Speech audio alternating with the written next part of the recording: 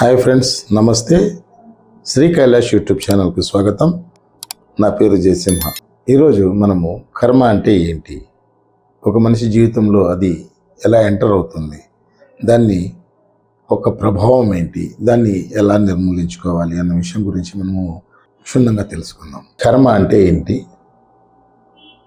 అది మనిషి జీవితంలోకి ఎలా వస్తుంది, కర్మ అనుభవించడం అంటే ఏంటి, అది ఎలా బాధ పెడుతుంది, అది ఏ విధంగా ఉంటుంది, కొన్ని ఉదాహరణల ద్వారా మనం తెలుసుకుందాం. ఫర్ ఎగ్జాంపుల్, కర్మ అనేది ఎలా ఉంటుంది అంటే, ఒకతనికి పెళ్ళి, 2 రోజుల్లో పెళ్ళి అవుతుంది, అమ్మాయి చాలా బాగుంది, ఈ అమ్మాయితో జీవితం బాగుంటుంది అన్న ఉద్దేశంతో అతను చాలా హ్యాపీగా ఉంటాడు, ఇదే జరగబోతుంది అని.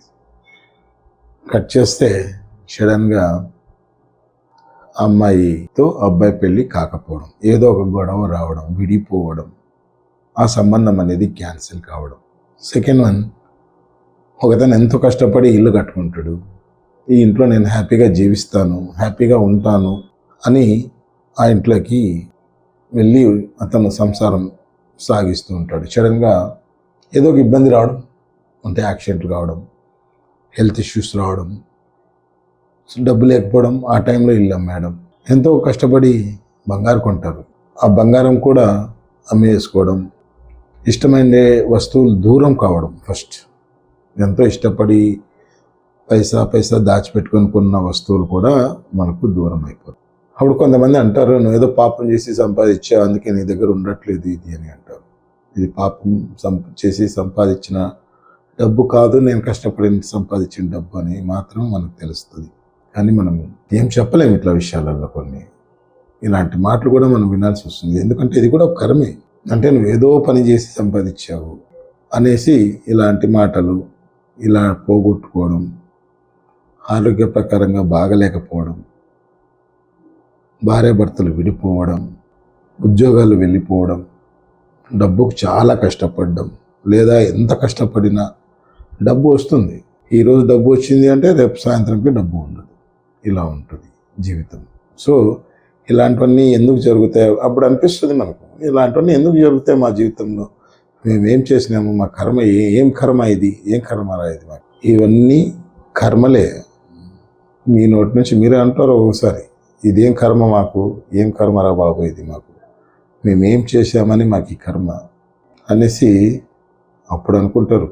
ఇవన్నీ ఎందుకు వస్తుంది, అసలు ఈ కర్మ ఎందుకు జరుగుతుంది, మా జీవితంలో హ్యాపీనెస్ అనేది లేదా, మేమేం సాధించలేమా అనేసి చాలామంది మనుషులకు అనిపిస్తుంది. చాలామంది మనసులో ఉన్నది కూడా, ఎక్కువ పర్సెంట్ చాలామంది మనసులో కూడా ఇదే ఉంటుంది. దీన్ని బట్టి మనకు అర్థమేమవుతుందంటే, మనిషి కర్మను భరించలేడు.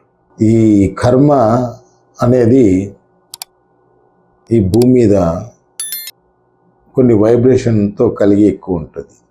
ఎగ్జాంపుల్, హాస్పిటల్, పోలీస్ స్టేషన్, శ్మశానం. ఇక్కడ ఈ కర్మకి ఎక్కువ వైబ్రేషన్ అనేది జరుగుతూ ఉంటుంది. ఒక మనిషి పోలీస్ స్టేషన్కి వెళ్ళి, హాస్పిటల్కి వెళ్ళి, శ్మశానంకి వెళ్ళి మూడు ప్రదేశాలను కలిసి వచ్చిన వ్యక్తి ఎలా ఉంటాడంటే నలిగిపోయి ఉంటాడు. ఎందుకు అంటే, ఈ 3 జరుగుతున్నాయి అంటే, ఈ 3 ప్రదేశాలను ఆయన వెళ్ళొచ్చాడు అంటే మాత్రం అసలు వారి బాధ వర్ణనాతీతం, మాటల్లో చెప్పలేం, అంత ఘోరంగా ఉంటుంది. ఫర్ ఎగ్జాంపుల్, ఇది ఒక చిన్న ఇన్సిడెంట్ లాగా చెప్తాను. ఒక ఫోన్ వస్తుంది, ఎక్కడి నుంచి, పోలీస్ స్టేషన్ నుంచి. ఏమని, యాక్సిడెంట్ అయింది. సో నెక్స్ట్ వచ్చే మాట, ఇప్పుడు ఎలా ఉంది, ఏ హాస్పిటల్, పోలీస్ స్టేషన్. ఇది కర్మ. ఇక్కడ ఉన్న వ్యక్తి ఎవరు హ్యాపీగా ఉండరు. అక్కడ పోలీస్ స్టేషన్లో ఉన్నంతసేపు ఎప్పుడెప్పుడు బయటకు వచ్చేయాలి, మళ్ళీ దరిదాపులు కూడా వెళ్ళకూడదని ఆలోచిస్తుంటారు చాలామంది. సెకండ్ వన్, ఏ హాస్పిటల్. ఈ హాస్పిటల్లో కూడా అంతే, మనము అక్కడికి వెళ్తే జీవోత్సవంలో మారిపోతుంటాం. డాక్టర్లు ఏం చెప్తారో, ఏం వినాల్సి వస్తుందో, ఆపరేషన్ అంటారో, బాగుంటుందో బాగుండదు, ఎన్ని రకాలతో సతమతం అవుతుంటారు. ఇక్కడి నుంచి కూడా మనిషి తొందరగా బయటికి రావాలని ప్రయత్నం చేస్తుంది. సో కథలోకి వస్తాము. యాక్సిడెంట్ జరిగింది, ఎక్కడ, హాస్పిటల్ దాకా వచ్చేది. First police station, second hospital, లేదండి చనిపోయారు. ఎక్కడికి తీసుకెళ్తారు, శ్మశానం తీసుకెళ్తారు. సో ఈ 3 చూసుకొని వచ్చిన వ్యక్తి ఎలా ఉంటాడు, మీరే చెప్పండి. చాలా చాలా మాటలో అది అనుభవించేవాడికే తెలుస్తుంది, కానీ ఇది మాటల్లో చెప్పలేనంత బాధ ఉంటుంది అన్నమాట. ఇవన్నీ ఎందుకు జరుగుతాయి అంటే కర్మను ఎవరు తప్పించుకోలేరు. First point. సెకండ్, కర్మను తగ్గించుకోవచ్చు. ఇది ఎలా తగ్గించుకోవాలి అనేది తెలుసుకుందాం. అసలు ఈ కర్మ అనేది ఎలా వస్తుంది మనకు అనేది తెలుసుకుందాం.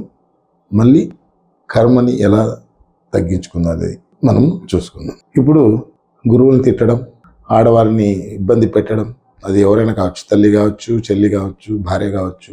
గురువులు అంటే మనకి నేర్పించే గురువు, విద్య నేర్పించే గురువు అంటే స్కూల్ టీచర్ అని అనుకుంటాం. కానీ మనం ఆఫీసుల్లో చేసేటప్పుడు వర్క్ చేస్తాం కదా, ఆఫీస్లో మన సబార్డినేట్ ఉంటారు, మన హెడ్, వాళ్ళని కూడా అంటే లీవ్ అడిగినప్పుడు పోయినప్పుడు తిట్టుకోవడం. సో ఇలా అంటే మనకు వాళ్ళు కొంతమంది మనకు వర్క్ నేర్పిస్తుంటారు, వాళ్ళని హేళనగా మాట్లాడడం, తిట్టుకోవడం, బూతులు తిట్టుకోవడం, వాళ్ళు అవి తెలుసుకోవడం, బాధపడడం, అరే నన్ను ఇలా అన్నాడా అనేసి, నమ్మక ద్రోహం వస్తే ఈ పని చేస్తానని చేయకపోవడం, ఆశ పెట్టడం. సో ఎప్పుడన్నా ఈ మూగజీవాలు ఉంటాయి అంటే పశువులు, కుక్కలు, సో ఇలాంటి వాటిని ఎప్పుడన్నా కొట్టడం, ఇబ్బంది పెట్టడం. సో మనకి తెలియకో ఇలా జరుగుతూ ఉంటాయి అన్నమాట. అంటే అనొచ్చు చాలామంది, మేము పశువులను ఎక్కడ ఇబ్బంది పెడుతున్నాం, ఏమంటే రోడ్డు దాటేది కూడా కుక్క షడంగా దూరింది, మీరు బండితో గుద్దేశారు, కాలు ఇరిగిపోయింది. సో కాలు ఇరిగిపోయింది, మన బాధ్యతగా మనం ఏం చేసాం? ఏం చేయలేదు, వదిలేసి వెళ్ళిపోతాం, కుక్కే కదా అని. మరి హాస్పిటల్ తీసుకెళ్ళి కాలు కట్టించామా? లేదు కదా. సో మళ్ళీ అలాంటప్పుడు ఆ కుక్క బాధ అనేది దానికి ఉంటుంది కదా.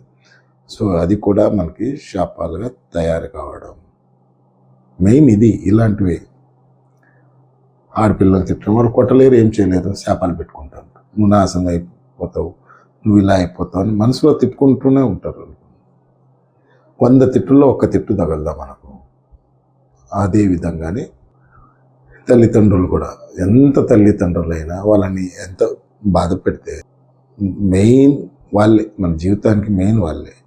వాళ్ళ బాధపడితే మాత్రం జీవితంలో ఏ మనిషి తల్లిదండ్రులని కాదని ఏ మనిషి పైకి ఎదిగినట్టు దాఖలాలేవు.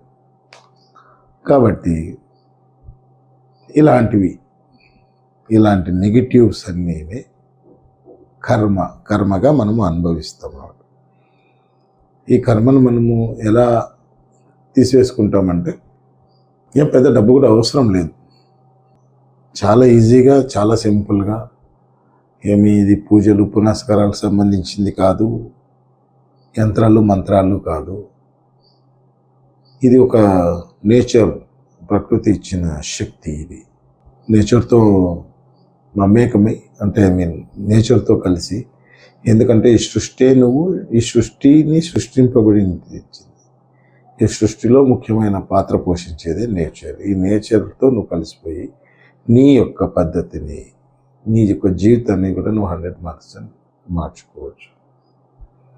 నీకు గాలి ఎక్కడ దొరుకుతుందంటే ప్రకృతిలో నుంచే, నీరు ప్రకృతిలో నుంచే, ఎండ ప్రకృతిలో నుంచే, డబ్బు కూడా ప్రకృతిలో నుంచే.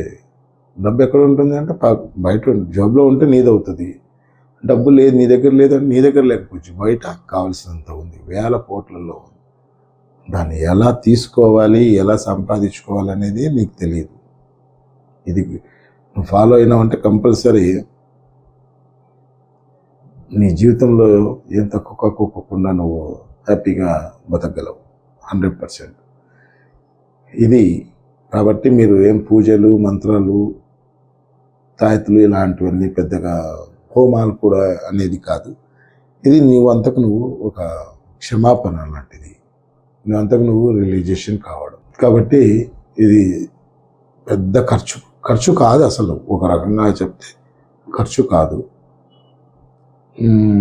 మరి ఎలా దీన్ని చేస్తాము అనేది ఇప్పుడు తెలుసుకుందాం. మనము ఇంట్లో అన్నం వండుకుంటాం, వండుకున్న అన్నంలో ఒక మనిషి తినేంత అన్నాన్ని తీసుకొని పెరుగు తీసుకొని మామూలు అది పెరుగు అన్నము మిక్స్ చేయాలి. అన్నము పెరుగు మిక్స్ చేసేసి, అంటే ఉప్పు ఇలాంటివి అంటే పచ్చళ్ళు కలపడం ఇలాంటివి చేయకూడదు. ఉత్త అంటే ఖాళీ అన్నం పెరుగు ఈ ఉత్తది అంటే తీసుకొని వెళ్ళి ఒక ఇస్త్రాకు లేదా పేపర్ ప్లేట్ అరిటాకు సో ఎనీవన్ అది తీసుకొని ఓ చిన్న అంటే నీళ్లు పెట్టడానికి ఒక బౌల్ లాంటిది ఏదన్నా తీసుకొని శ్మశానంకి వెళ్ళి శ్మశానంలో ఈ పెరుగన్నం పెట్టడం ప్లస్ తాగడానికి వాటర్. మీరు పెట్టిన కొద్దిసేపటికి అక్కడికి కుక్కలు వస్తాయి. ఆ కుక్కలు అక్కడున్న కుక్కలు ఖచ్చితంగా అక్కడ ఆ పెరుగన్నాన్ని తింటాయి. సెకండ్ వన్, మీరు అక్కడ ఒక 20 to 30 minutes గడపాలి. మీరు ఏ తప్పులైతే చేశాము అని మీ మనసుకు తెలిసి ఉంటుందో వాటిని మీరు అడగాలి. దేవుడా, మేము ఈ తప్పు చేసాము, నాకు తెలిసో తెలియకో ఈ తప్పు చేశాం, దయచేసి క్షమించు, మేము ఈ కర్మను భరించలేం, మా వల్ల కాదు, దయచేసి ఈ కర్మను మేము మోయలేము, దయచేసి శరణు అంటే శరణు కోరండి. మీకు నచ్చిన భాషలో మీకు నచ్చిన విధంగా మీరు క్షమాపణ అడగాలి. మీరు చేసిన తప్పులు ఏమన్నా తెలిసి చేసినా తెలియక చేసినా, అయ్యా ఏదో ఒకటి నేను చేసేసాను కాబట్టి ఇవన్నీ నేను అనుభవిస్తున్నాను, కాబట్టి వీటిని నేను భరించలేను, నా వల్ల కాదు, దయచేసి నాకు శరణు కోరుతున్నాను దేవా, శరణు కోరుతున్నాను నేను అనేసి మనము ఆ శ్మశానంలో ఉన్న శివుణ్ణి, శ్మశానంలో శివుడు ఉంటాడు, ఆ శివుణ్ణి అనేది మీరు శరణు కోరితే 100% మీకు రిలీఫ్ అనేది కంపల్సరీ మీకు దొరుకుతుంది. మీరు ఫస్ట్ వీకే మీరు చేయండి. ఒక సోమవారం ఇట్లా సోమవారం చేయాలి. 5 సోమవారాలు లేదా 6 సోమవారాలు, వీలైతే ఎన్ని సోమవారాలైనా చేసుకోవచ్చు. ఎందుకంటే ఇలా చేసుకోవడం వల్ల మీకు 100% రిజల్ట్స్ అనేది ఉంటుంది. ఖచ్చితంగా మీకు ఫస్ట్ రోజులోనే తెలిసిపోతుంది. మీరు చేసి ఇంటికి వచ్చిన మరుక్షణమే మీరు బాగా ఆలోచిస్తే ఖచ్చితంగా మీరు శుభవార్తలు వింటారు. మీ సమస్యలన్నీ తగ్గుముఖం పడతాయి, మీ లైఫ్ కూడా బాగుంటుంది. ఈ ఒక చిన్న చిట్కాతో మన జీవితాలు ఖచ్చితంగా మారుతాయి. నమ్మకంతో చేయండి, పెద్ద ఖర్చు ఏమీ లేదు. సర్వే జన సుఖినో భవంతు. దయచేసి నా యూట్యూబ్ ఛానల్ని లైక్ చేయండి, సబ్స్క్రైబ్ చేయండి, వీలైతే షేర్ చేయండి. నమస్తే.